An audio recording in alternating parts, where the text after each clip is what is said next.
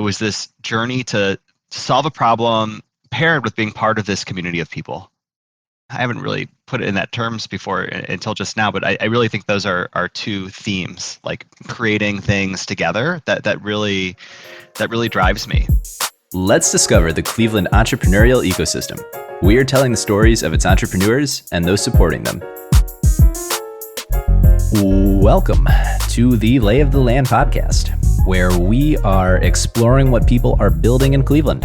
I'm your host, Jeffrey Stern, and today we are talking about the confluence of community building, of market research, and of diabetes. David Edelman founded Thrivable, which is a Cleveland-based startup that has just recently closed on $1.7 million in funding after experiencing the disconnect firsthand between what diabetes patients want and what healthcare companies are actually building. Thrivable helps these healthcare companies get the voice of the patient into all of their decisions and reduces this research cycle from months down to hours. Thrivable also includes an ancillary platform called Diabetes Daily, which is a leading online community reaching millions every year, helping those touched by diabetes achieve healthier, happier, and more hope-filled lives. We go really deep here on community building and company building and really the whole journey that David has experienced over the last few years, and it's a pretty incredible journey at that. I really enjoyed this conversation a lot, and I hope you all do as well. So like any good story, it always helps to start at the beginning. So I'd love to travel back in time a bit here and kind of work through the arc of your entrepreneurial journey. So to start, can you just tell us a little bit about your background and some of those formative moments that set you on this path? Yeah, absolutely. I think I've always been a couple things. One, not a rule follower, I don't know if I was like booted from first grade or asked to leave, but really butted heads my first grade teacher who demanded that I read something I did not want to read, and things like that escalated until actually, let's not start with my first grade dysfunction. Let's move ahead to entrepreneurial journey, formative years. I think one of the first things that I did that was really formative for me was creating a dial-up BBS when I was 13 years old out of my bedroom. So I had a second phone line, and people would call in and connect to the modem, and I had to figure it all out. You have to download the software to run the BBS, and you have to kind of play with the code. I didn't know anything about coding to get it to have the name of my BBS, and I can't even remember what it's called. I think my name was something really janky, like Dark Warrior or something, 13-year-old. Oh, classic. Yes, boyish. yes. That was, I didn't have a cool name. There was a member Jabberwocky. That was a cool name. I always had a little envy on that. Private Tinkles. That was our go-to name for everything. That's delightful. See, it's clever and cutesy. And so I built up this little community even then, where I remember I got a $20 donation. I was getting invites to go meet up at Squire's Castle and go play Frisbee from people who were in their 20s, having no idea they're chatting with a 13-year-old boy in his bedroom. But it was a cool thing. I think the basic premise of the BBS was that we would download cracked games by Razor 1911, which is a cracking group from the 90s. And then I think we're past statute of limitations, so they can share this. And we would just people would log in and download them. We distribute it. So it's a little if people would talk about video games, a chat forum, and people would just log on and leave messages for each other and share files. And I thought that was the coolest thing. It was fun to play with the tech. It was fun to figure out how it worked. It was this journey to solve a problem paired with being part of this community of people. I haven't really put it in that terms before until just now, but I really think those are two themes, creating things together that really drives me. I think I kept a lot of that. I was always kind of working on stuff as a teenager, kind of into computers, but not just music recording. I had a project in high school to spend a year recording an album. I actually recorded 2 songs. It's actually really hard to record an album. But building a home studio, figuring out how it works, and digital and multi-track recorder. And remember one of my classmates, Mike Lovett, did the same thing, but he did analog, like with the tape thing. And at the end, like I had just done my presentation. I'm really nervous, like presenting in front of the school, and like this is I'm a teenager. I don't want all that attention. And he came up afterwards and he's like, I should have gone digital. And I was like, to me that was like the best compliment ever, right? That like it sounded Yes, validation. that good. Went off to college, went to Brown because there weren't a lot of rules and I could do what I want and kind of make my own education. I didn't know what I was doing or what I wanted to do, so I kind of maybe screwed around a little bit and did not, maximize Following your first grade self. Following my first grade self. Except I was not asked to leave. I was asked to stay. I was given a diploma. My parents found out I was an education major on graduation day. They're like, "You're an education major?" At Brown, it's very interdisciplinary. So like, going into my senior year, I was like, all right, I need to graduate. And so I'd like taken a sociology class, a philosophy class, a politics class that all could kind of be crammed into this category of education. That was my pathway to a degree. But I worked on some entrepreneurial things there too as well. I started a digital magazine called Scatter, which was like Facebook, except not worth $1 trillion today. And worked on a sunrise alarm clock, worked on I worked for this guy, Rick Goldman, who was a CFO, and he was just looking for like a college helper. He wanted to launch this company called Bookkeeping Solutions, which was like remote bookkeeping before it was cool. And, way ahead of the market. Like you needed like big scanners and everything is slow and the computers, but like, right, still a cool idea. And I just love that stuff. Then after college, I got a job at my worst nightmare, a large industrial distribution company that is incredibly good at printing money and like incredibly good at printing money, but like does not want any innovation on any level. Yeah. The company's too successful. They figured out the way they do it, and that's the way. Exactly. And so I struggled there for a year, left like 1 day short of a year. I think I would have like even made a bonus if I could have stayed one more day, but like I like reached my absolute capacity. And went to work for a family business and started doing some freelance web design on the side, helping companies with intranets and websites and stuff like that. It all came to a head when I met a woman, Elizabeth. This was in 2005, and we went on a date down to Sushi Rock downtown. It wasn't a date. We were actually set up by, we had a mutual friend and she invited us all out. But on the way back, she was talking about she can never figure out the right amount of insulin to take for sushi. And so we, went to look online and figure out, all right, how much insulin you take for sushi? And there was no good answers. There was a kind of clicky diabetes form out there, but that was it. And so we thought, how great would it be if there was just a website where people could connect and share information, kind of open, supportive environment. And so we put up diabetesdaily.com and started working on it. I don't know that this is 2005. It's 2021. This is 16 years ago, and there's just so much that has happened. Like if we could probably do a whole podcast on my commercial failures attached to Diabetes Daily, at Diabetes Daily University. We got when we're de-indexed by Google, when Medicare changes, got rid of 70% of our customers in one day by kind of destroying the companies. I mean, many of those things sound really interesting there, but I'd love to just kind of pull on the thread that you kind of mentioned earlier on, having kind of realized the commonality of this community building and figuring stuff out as kind of these two passions of yours. With Diabetes Daily, was there a vision of, the community that you ultimately ended up building, or was it really just about, trying to answer this sushi question, or what degree in the future were you thinking about when you threw this up? That's an interesting question. Probably thinking it wasn't meant to be like a business. It wasn't like, all right, I'm going to have a startup and I'm going to build this thing. It was very much this would be fun to work on, like a hobby, squarely in the hobby camp. And for me, I liked the learning at all the levels. I liked learning about diabetes. I liked learning about development. I liked learning about, Google AdWords, marketing. It was just a chance to kind of dive in and pick up all these skills while helping people. So it was just a great environment in which to do that. And so, I mean, I remember when we had 10 visitors a day. And I was so stuck because you could like follow the individual visitor around. I was like, went to this page, that page.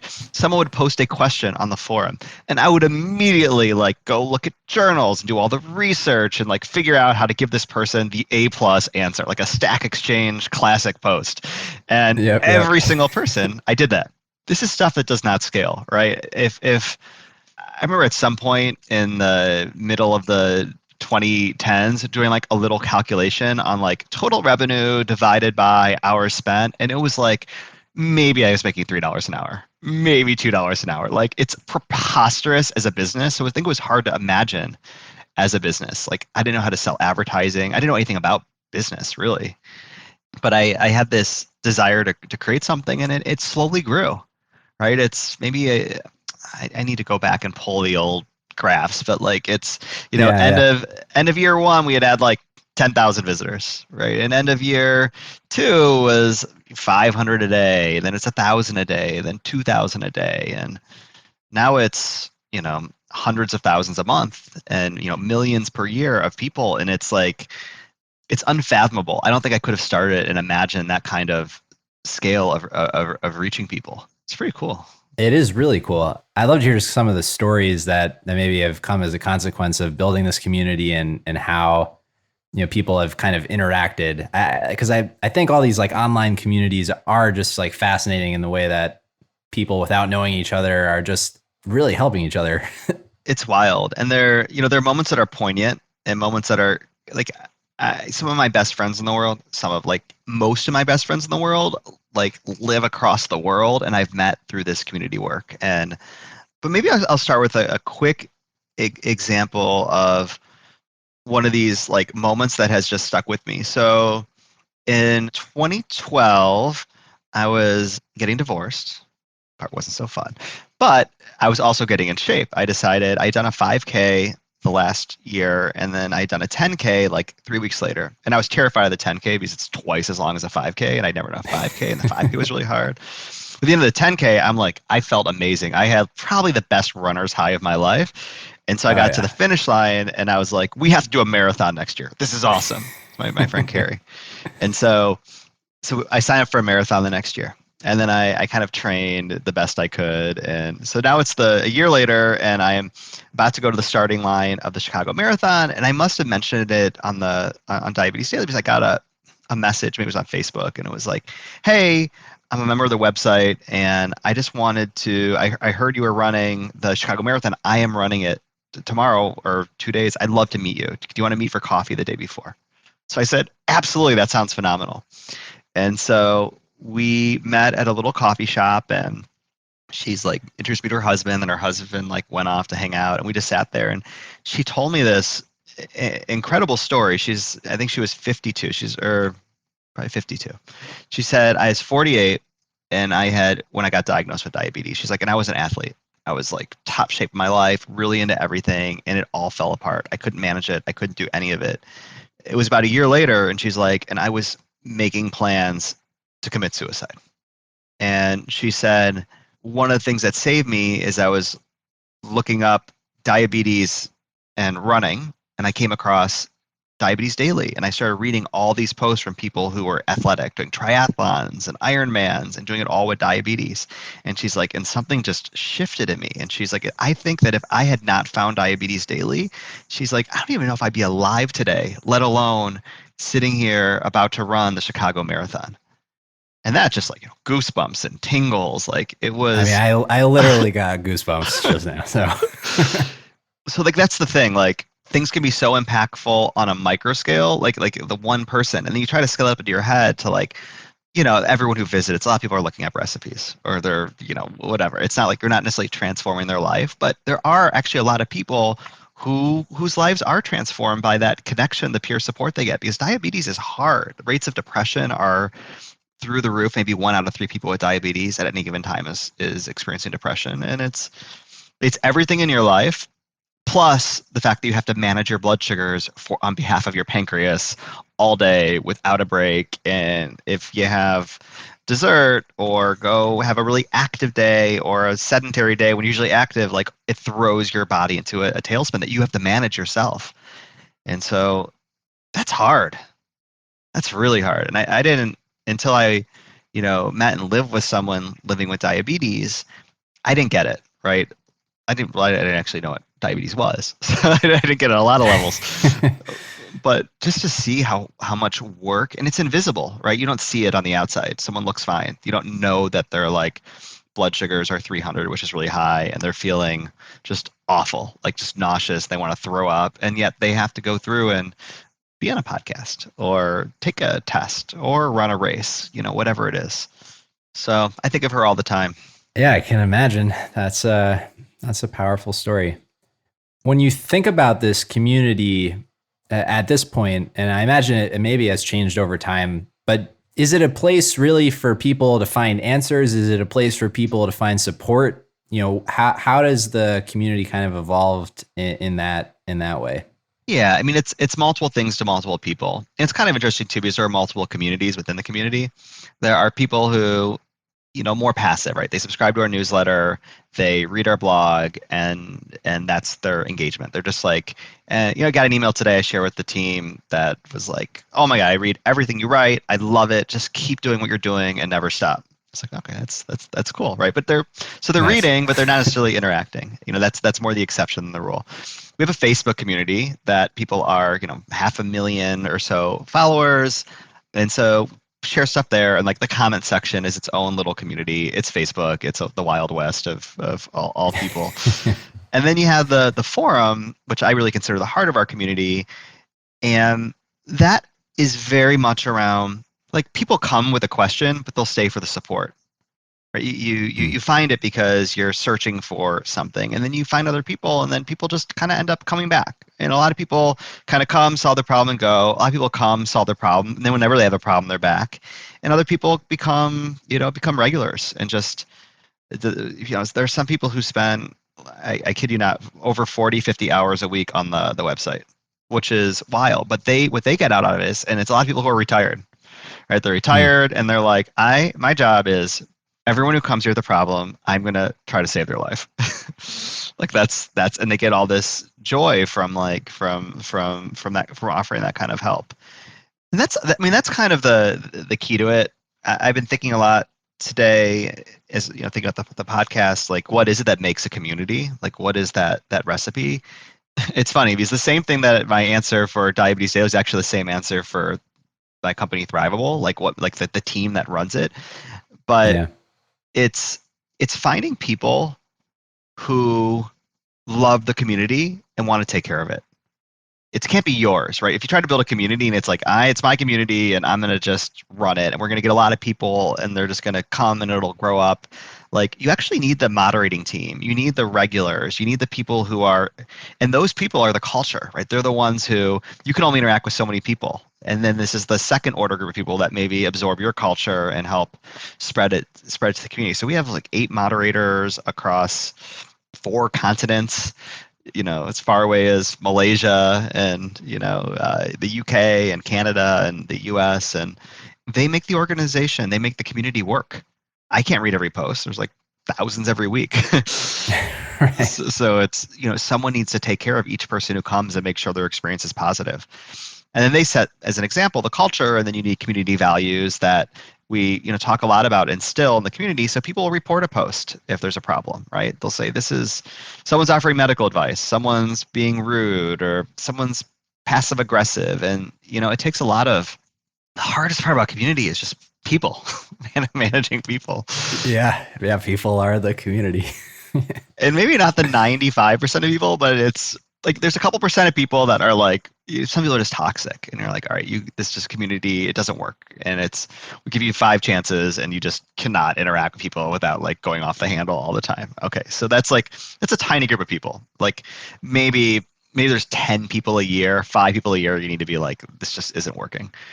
But then you have a group of people who are actually really good people, and their heart's in the right place, but maybe their social skills are just not 100%. Right? They're like good-hearted cantankerous, or like high volume misinformed and strong-willed about it. And then you get a couple people like that and they clash heads. And yes, confidently wrong. But you don't want to lose people like that. And so but that like little percentage of the community is so much work because you don't want to just kick people out. Like you could probably do a harder line. Right, I think right. some communities do, but we've always tried to be inclusive for better or worse. Yeah, well, it sounds like we're better. For better. There were a lot of Yeah. communities. There are not a lot of diabetes communities right now. There's some on social media, some big Facebook groups, but it's kind of strange. Like there was a large number of communities, and then most of them just kind of atrophied and went away. Yeah, so there's some staying power and longevity that has come as a consequence of this. Don't make too many changes. Almost every major collapse is preceded by something like, we had this new, better platform. And the problem is people hate change. And so now we make changes. It's like, we're going to change just the navigation or just 2 buttons. Like all of our changes are incremental. When we switched forum software, we made it look precisely like the old one, even though it's not exactly necessarily the best layout, but it's like what people knew. Maybe a couple tweaks, a couple improvements, but There's comfort in what people know. yeah, it's a little chicken bowl of matzo ball soup. It's comfort food for me. Yep, me as well. Me as well. Mm. Well, I'd love to cross the bridge here to Thrivable and kind of speak to what you're building there. So, at some point, what you're building with Diabetes Daily transitions from what is a hobby to, is there ever this intent that this is actually something I want to make a business and pursue full time, and then just kind of paint the picture of what Thrivable is and how it kind of developed out of this progression of the growth of Diabetes Daily? The desire to make it a business started, I think, as like the amount of time it took up started to increase. Like a hobby's great, yeah. right? You're like, oh, what's your hobby? I repair old cars. I go, I play music and I do it after work for an hour or two. But if your hobby starts taking up 30 to 40 hours a week, like you probably need to find a way to get paid for your hobby because that is not sustainable. And then it's worse when you're like, well, actually now I have, development expenses and I need other people because you start to need help and you're like, all right, so this needs to be a business. And so I stayed very generously by my dad, employed in the family business, which gave me a modest income to cover the rent and to really for years and invest in turning Diabetes Daily into more of a business. And it took a while. Like on a social media website, a media website, you need millions of page views. Like you can't do it with hundreds of thousands. You literally need millions of page views to start to make any kind of money. You can make money by just putting an ad network on your website, but you don't get paid a lot. Like an example of a rate would be like $3 per 1,000 page views. Would be like a great rate for advertising. But if you have an advertiser running ads directly on your website, it might be $30, $20, $40, depending upon what it is. And so it's just an order of magnitude more revenue. And so in the 2016, 2017, 2015, started getting some bigger advertisers. We're finally at a big enough scale where we could do that. And then with that, we could afford to professionalize, like add to our team and started to have, there's a lot of people. I think we had like 2 full-time equivalents, which to me was just like enormous team. It's just me, right? Yeah. So me to 2 is like, wow, it's 3 times bigger. But it's not just 2, it was like 4 or 5 people working part-time. So it was like this huge team. And it started to work, but the problem is I hate advertising. I hate it. I hate selling advertising. It is a hard business to build up. It is not scalable. You're dependent on like traffic from Google, traffic from Facebook, traffic from whoever, and you're at the mercy of getting all these advertisers all the time. And it's just like, I like to help people, and an advertisement doesn't exactly help people. Now, I happen to actually like every single one of our advertisers. Insulet makes my favorite insulin pump, Dexcom, continuous glucose meters. We have tandem insulin pumps. These are actually some of my favorite products in the space, and I really, really like them. But selling advertising, it's like selling sand to Bedouins in the desert. Like there is an endless amount of places that you can go to get sand in the desert. And that is true of advertisers. You can go to any ad network, behavioral targeting, they can kind of reach your niche.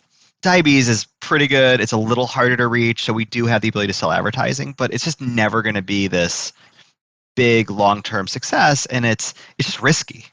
And I wanted something that was more in my control, that was going to be more sustainable. I was like, I want Diabetes Daily to live, not die. And for that, it needs a better business model. And so I started searching, just started looking like, what do we have? And people had come to us over the years and would say something like, "You're sitting on all this data. It's just this gold mine of data."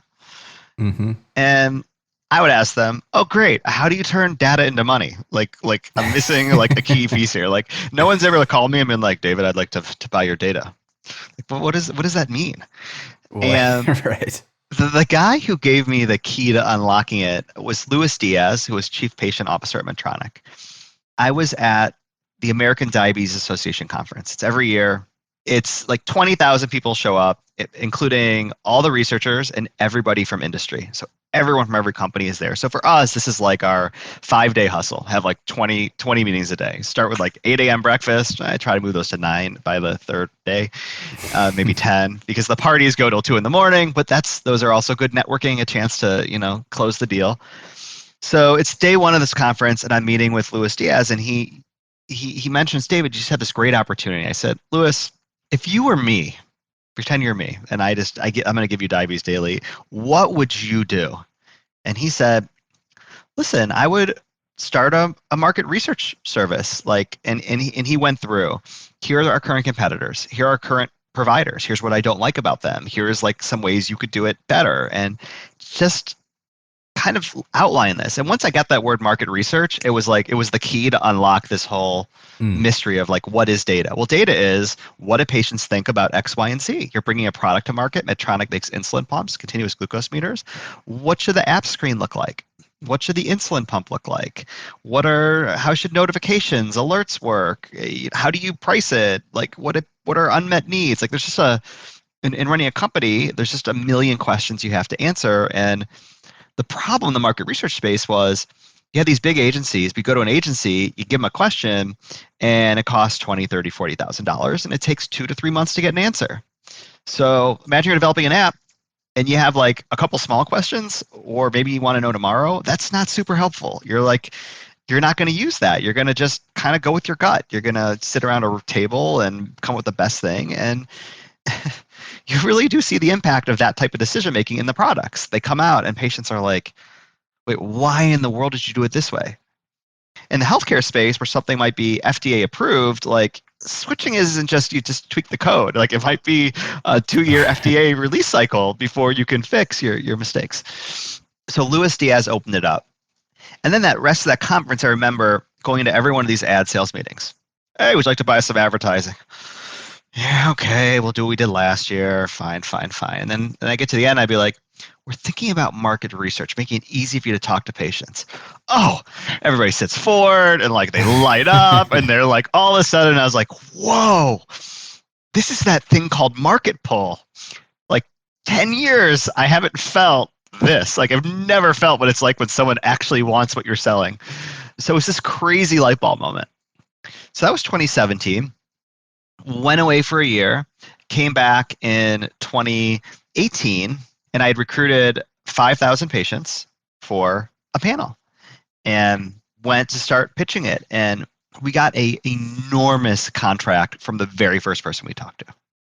And it was like mind blowing contract size. And we realized, whoa, there's an opportunity here. And so we did that. We did a bunch of projects. We had this really big customer that we were able to service, and servicing them, okay, a market research services company is great, but the problem is this industry, it's completely run on spreadsheets. It's agencies, right? So they send you a document, you send them back, and like it just goes on and on and on and on. And then we had all these patients, 5,000, this big data set. Well, what happens when their data changes? How do you verify all the data? How do you do quality control? How do you do all these things? And we're like, okay, there's probably a solution to this out there, so let's just go buy one. Went out to the market and scoured every single possible provider in the space, and like all people said, they like did panel management. No one had anything that was close to what we needed, and it was shocking. It was like this weird moment of serving the marketplace and being like, there's a giant hole in it. How did that happen? So decided, let's go out and raise a seed round. So this was first experience with fundraising. I don't think traumatizing is the word, but it's like, and it's on us. So for anyone who's thinking about raising money or as an entrepreneur has raised money, like either this will help you or like internalize this. Like the thing that I needed to know the most badly when raising money was investors do not care about your product. They do not care about your product. They just don't care about your product. And they don't even care how it works. They care that like it works and there's a customer for it and there's a model to make money around it. They care about your product insofar as is it differentiated in the marketplace? Is it real? Is maybe so they care, but they don't actually. So I'd be starting with a demo and talking about all these amazing features and all these innovations, and people like glaze over. They get lost, like in these short conversations. You can't build common ground. So I was going to pitch people, and it was not going well. The second meeting, I had was with this guy, Brad Owen, who built an amazing company called Neverbounce and exited to Zoom Info a couple years ago. And I've known Brad since my early 20s, maybe my teens. And I went to Brad as an advisor and said, Brad, can you help me figure out how to work on our pitch? This is before I got all this feedback. Thankfully, Brad's extremely smart and like immediately understood what we were talking about and was like, this is great. Like, and he gave me all this advice. And then I'm on the way home from that meeting and I get a phone call. It's Brad. He's like, David, so would I be able to invest? And so for this first round, we wanted to raise a big round. We ended up kind of completely striking out on fundraising, but Brad was the round.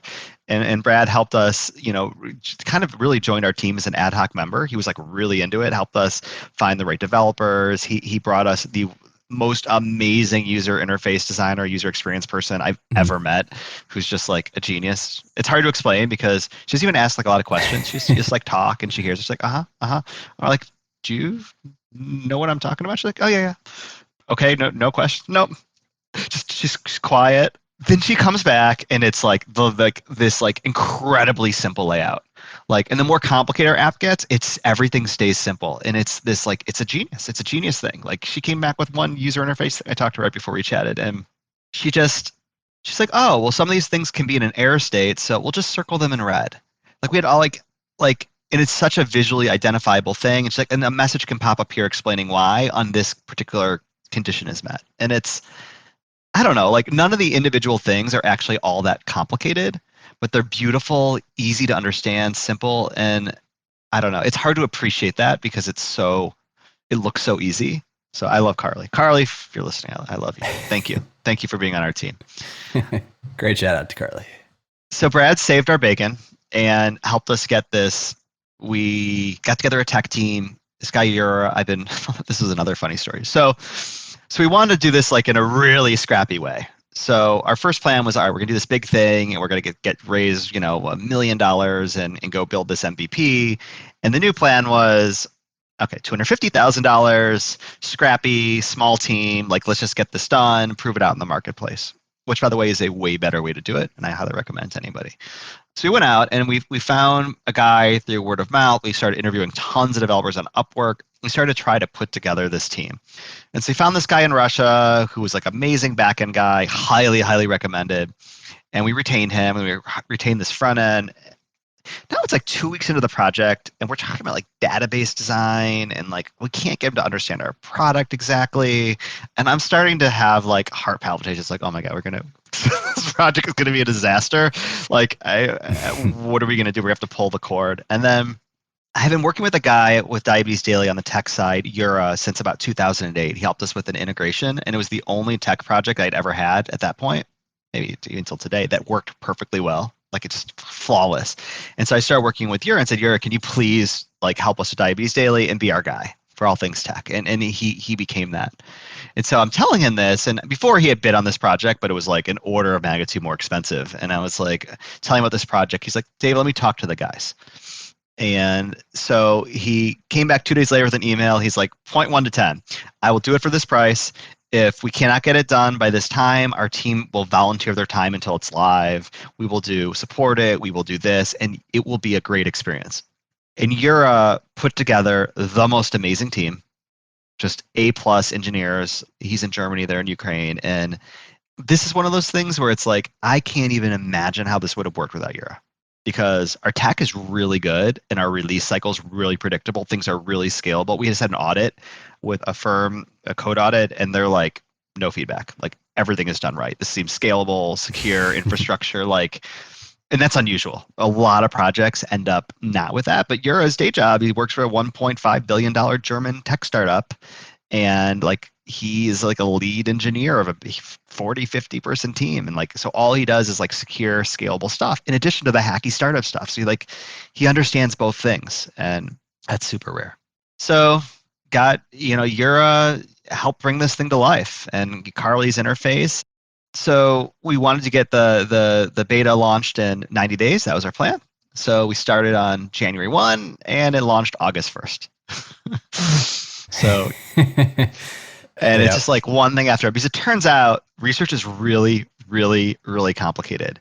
You need to be able to profile panelists, bring them onto a platform. You need to manage the profiles. You need to be able to distribute research. You need a survey builder with all, like you have to build like a survey monkey on top of like a CRM, basically, just to like be at an MVP. It was nuts. It was like the kind of scope of it was kind of nuts. And it still feels a little bit nuts.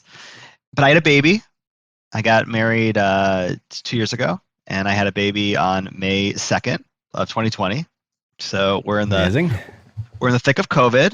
Let me tell you, let's like go back to this time. Do you remember what's going on May 2nd about last year?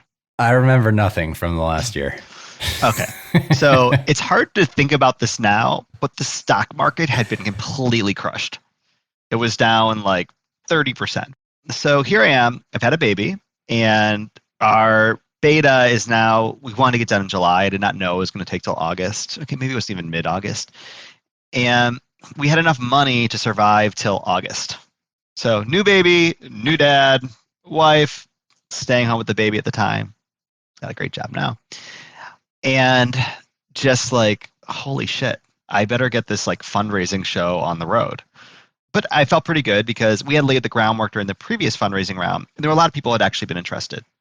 And so I had really good quick results, called like 4, 5, 6 people, got to like 300,000, 400,000 interest in like a week. Amazing, right? And had some firms that were interested.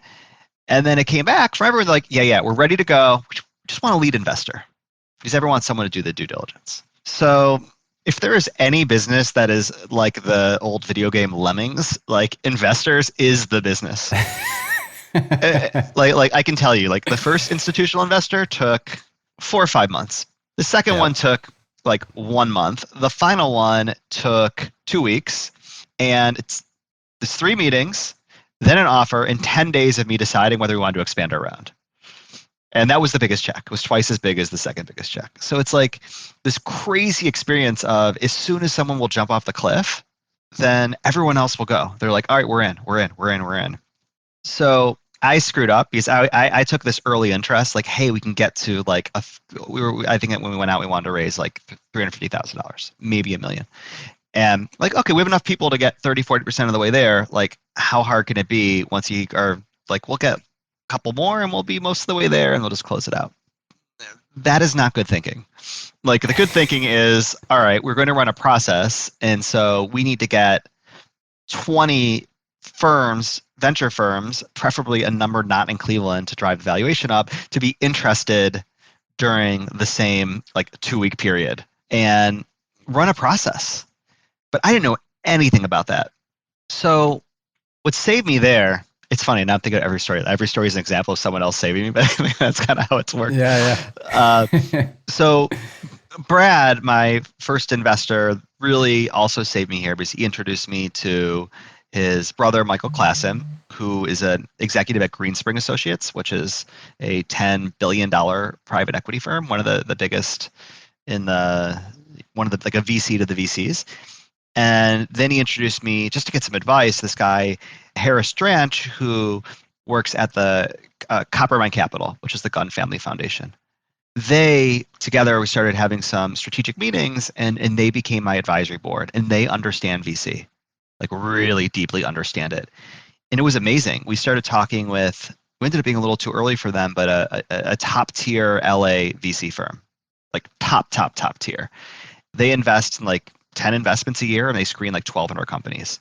And we got to like the final round of diligence with them, which maybe 10 other companies get to each year. But the reason we were able to do that was Michael was able to back channel and get feedback from people. Hey, what do you think of this deck? And I was able to go through and tweak it. And it just went from a 12 slide deck to a 7 slide deck. It went from having a demo to not having a demo. It went from being all about the product in the future to all about our business traction. And we just kind of reoriented the whole thing. I started to learn from them how an investor thinks. I started to learn any word on a slide. If they get your investor on a tangent of unrelated questions, it will torch you and torpedo you. So it became this incredible shrinking deck. It got smaller and smaller with every pitch, because every time someone got thrown off by a word, you have to get rid of that word and replace it with something else or nothing. And mostly it was nothing. People apparently they love a 5-minute pitch. You get off track in 12 minutes, but 5 minutes, it's you can understand the big picture and not get off track. It's a journey. It's a journey. It's an emotional roller coaster, but you can get good at it, right? And then you realize the no's are part of it, and it's more like sales, right? You have to have that orientation of, oh, I'm going to talk to 100 people, get 95 no's, and get my 5 yeses, and that's okay. You really want the right people. I think there's this other problem of when you're getting advisors, this was true of Diabetes Daily, right? We needed these people who are so passionate about the community. For our advisors, we need people who are passionate about us and passionate about our future and really, really want to help. And unlocking this, I missed the boat in my 20s. I did not have an advisory board. I did not have a brain trust. I wonder what I could have done if I had people to help me learn 1 or 2 things, not the hard way. Right. Because other people have figured it out before. We have these big blind spots. I'll give you an example. So one of them in fundraising, we kept getting this feedback, this people skeptical, all right, but how can you scale to other verticals? You did this in diabetes because you have Diabetes Daily. How can you scale? And we would show, here's our cost per acquisition. I haven't even talked about what Thrivable is, but here's our, what is our, cost per acquisition to build out panelists. And we can get it really cost effectively through social media advertising, through some partnerships. And people kept pushing back on the scalability. And we gathered some data and started to have a pretty compelling answer. It's interesting. It's a year later, and I have not questions about, I know we can do it, but I am recognizing how challenging scalability is and how much effort it is to build the partnerships and the channels to actually do this. And our next hire is going to be someone to focus on scaling our panel. So these investors and these people who had seen a ton of deals, they were right. They saw that this was probably the highest risk area. But I was so confident in our vision that I wasn't kind of internalizing that. And I think maybe now that I turned 40, my cocky 20s do it myself, 30s trying to figure out how to do it with a team. I'm now fully in the humbling myself stage of my life. I think it's helping. Yeah. Well, you've ultimately closed this round here. You're right. It's ultimately worked. It's ultimately worked, and it's my advisory board. It's relationship building. It's my COO Ryan, my number 2. He would say my superpower is seeing around corners. I'm really good at just imagining the future. I can just kind of play in imaginary land. It's very, love my imagination. Ryan's Mr. Where the rubber meets the road. He wants to hear a customer say it. He wants to see proof. He wants to see a study. He wants everything. And so Ryan is the one who is I think that I was missing in all those other years. Here's my idea, but how do you bring it down to earth? How do you make it actionable? How do you why is this going to fail? And how do we work around it? And how do we make sure that's even a good idea? It might sound good, but is it good? Is it actually good?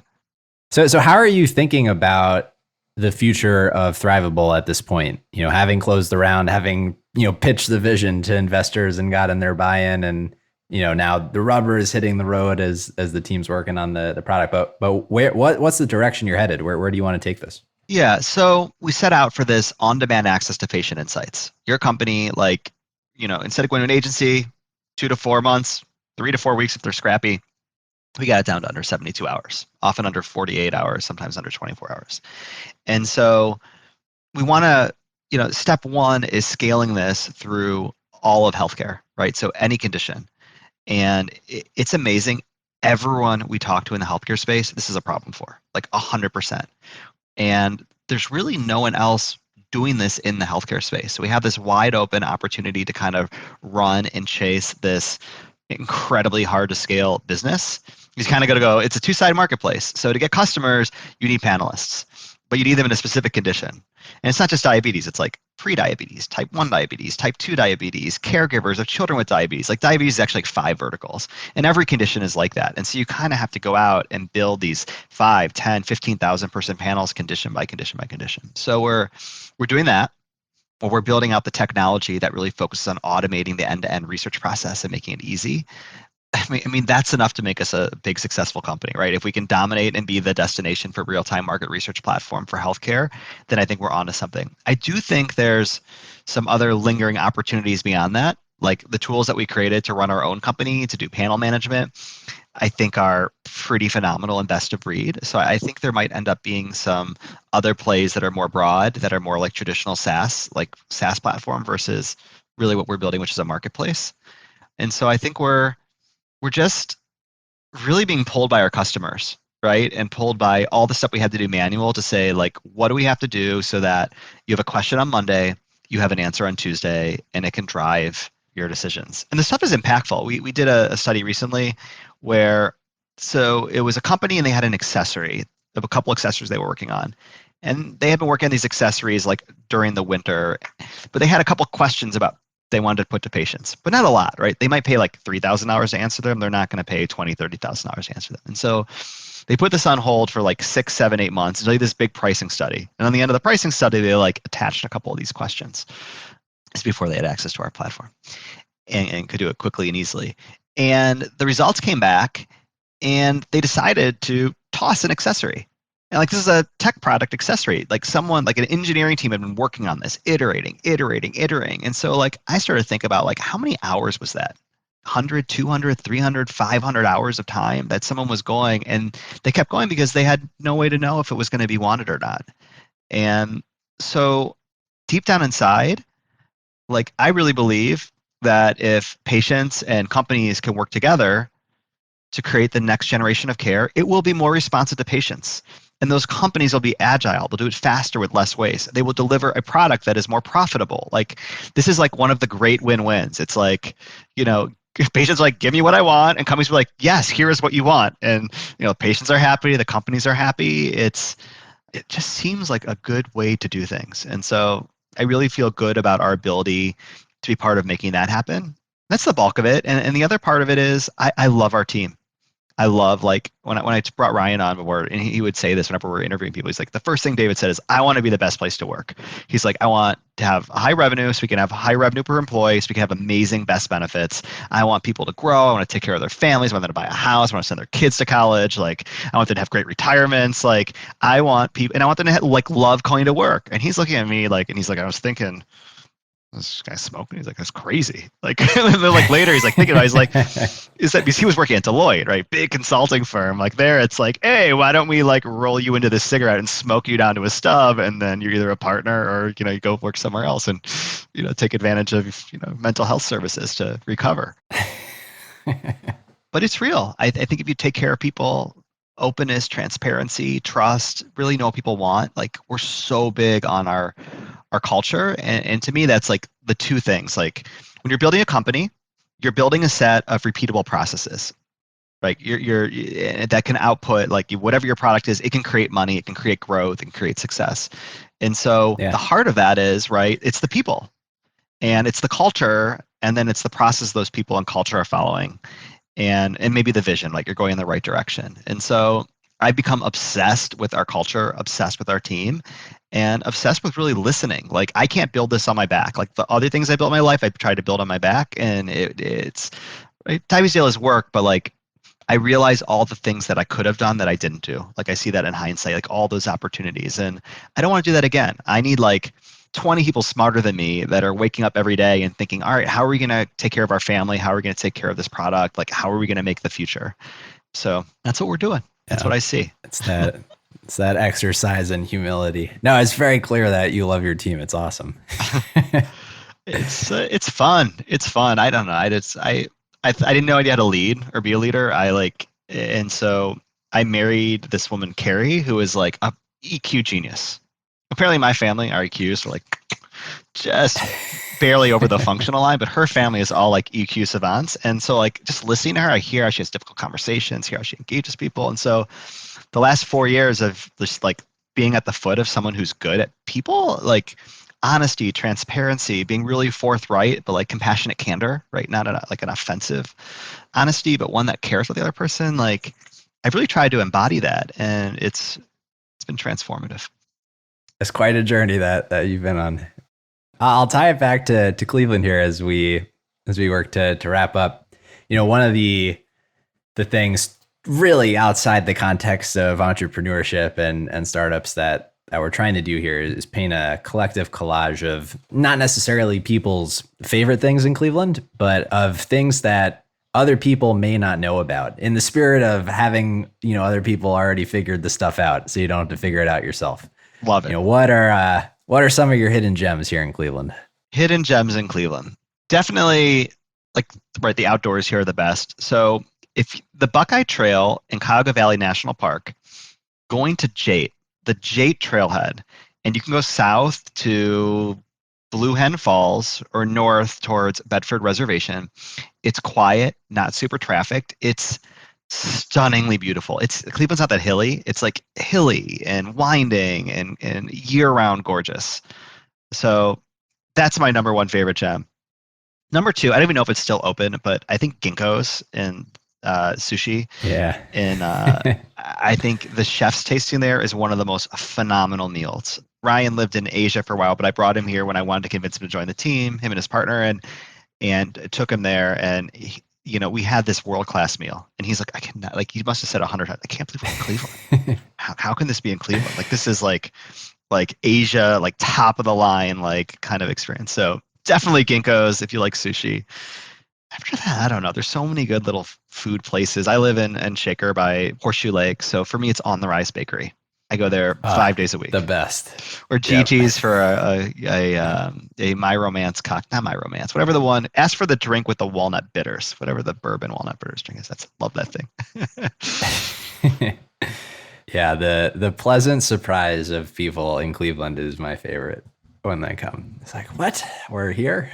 Well, our reputation could not be. Our lake caught on fire. Major League the movie. Like, this is like what people know of Cleveland. We're back. The Roaring 20s. We're ready to be out, party, have a good time. Maybe take care of each other. Well, David, I really appreciate you coming on and really going in deep on the story and the journey that you've taken building Thrivable and the community with Diabetes Daily. It's really incredible. So thank you. Thank you. Thanks for having me, and thanks for shining a light on all the people doing cool things here. It's really, really nice to get a sense of what people are creating. Yeah, for sure. If folks have anything that they would like to follow up with you about, where is the best place for them to reach you? David@thrivable.app. Email. I can't believe I give out my email. I'm like inundated with email, but I will accept email from fans. I will accept complaints. To our dozens of listeners here, about to get inundated. Maybe one day I'll get more into Twitter, but I'm kind of off social media. All right. Thank you, David. Appreciate it. That's all for this week. Thank you for listening. We'd love to hear your thoughts on today's show, so if you have any feedback, please send over an email to jeffrey@layoftheland.fm or find us on Twitter @podlayoftheland or @sternhefe, JEFE. If you or someone you know would make a good guest for our show, please reach out as well and let us know. And if you enjoy the podcast, please subscribe and leave a review on iTunes or on your preferred podcast player. Your support goes a long way to help us spread the word and continue to bring the Cleveland founders and builders we love having on the show. We'll be back here next week at the same time to map more of the land. The Lay of the Land podcast was developed in collaboration with the Up Company LLC. At the time of this recording, unless otherwise indicated, we do not own equity or other financial interests in the company which appear on this show. All opinions expressed by podcast participants are solely their own and do not reflect the opinions of any entity which employs us. This podcast is for informational purposes only and should not be relied upon as a basis for investment decisions. Thank you for listening, and we'll talk to you next week.